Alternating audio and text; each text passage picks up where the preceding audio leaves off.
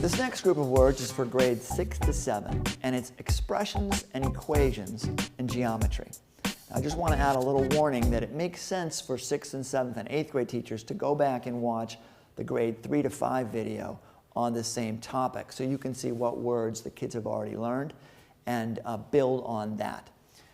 But here we go. There's about 33 words in this group. Some of them have showed up before in the younger grades, but I'll give you a quick review of those key terms.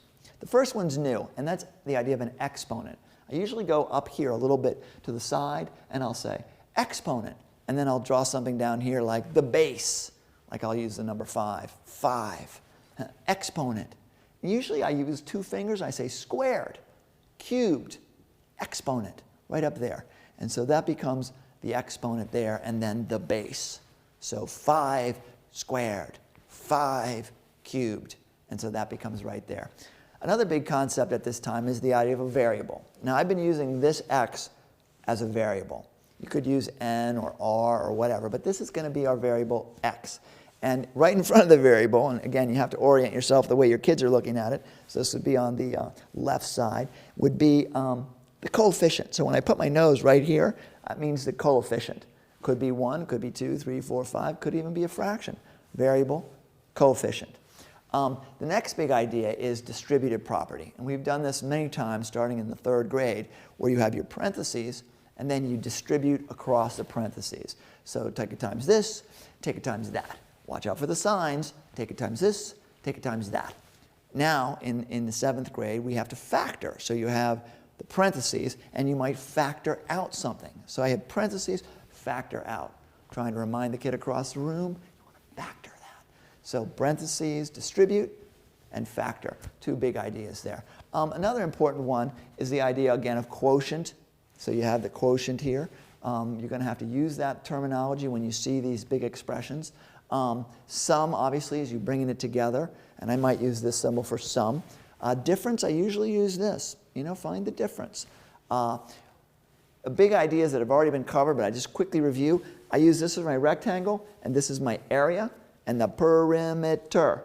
We're going to probably be finding the perimeter and area of different shapes, but we're going to have variables involved there. So you want to remind them of that concept of area, length, and width.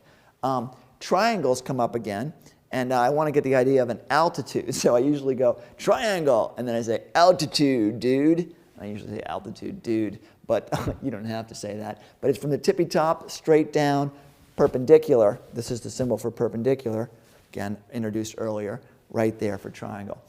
This would be the base of the triangle. And again, if we have a trapezoid, this would be the base of the trapezoid. So this is the sort of side there. Big idea, circle. I usually make a circle with one hand when I'm not doing the big protractor thing. But circle, diameter, radius, circumference. So circle, center, diameter, radius, halfway, circumference, the area of the circle, and of course the symbol for pi, which is about 3.14. Again, we could do the decimals for that, but this would be pi. Circle, circumference, diameter, area. Big idea, again, we have all our solids, and again, I've been saying to kids, introduce it with the actual solid, and then you can use your fist for the solid. Face, edge, vertices. So surface area will be the area of all the surfaces. So I usually just go like that for surface area. And of course, inside is the volume. Okay? Concepts of cubes, we can show them cubes and other prisms, spheres. You know, I think once you establish what it looks like in real life, then you can do it like a ball is a sphere.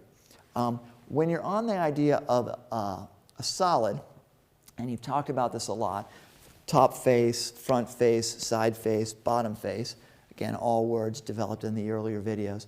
When you open it up, it becomes the net. You know, what it could be folded into is the net. So I usually say the net. Now you could show kids what a net would look like.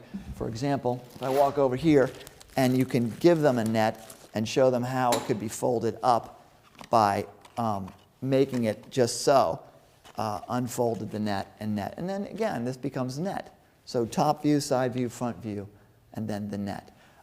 Just a couple more words in this group. We talked about volume. Again, I'm very careful for my older grades to think about how they will try to interpret my signals. So volume is like this, okay?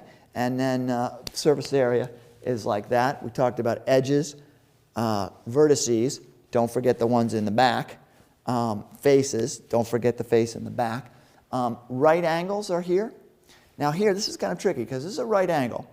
If I put another bisector in there, I have two complementary angles. If I go all the way flat, I've got a straight angle, and I put the bisector in there, these might be, well, it wouldn't have to be a bisector, but these could be supplementary angles. So right angle, complementary angles, and supplementary angles. The last one, of course, as I said, was a straight angle, and that covers most of the angle things you need to know in 6th and 7th grade.